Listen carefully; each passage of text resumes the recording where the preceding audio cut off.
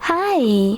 In front of me is HUAWEI Nova 8i, and today I would like to show you how you can set up Face Unlock on this device. Start by opening Settings and choosing Biometrics and Password. Now click on Face Recognition, and after that enter your current login method. Then you need to choose Get Started and remember to install.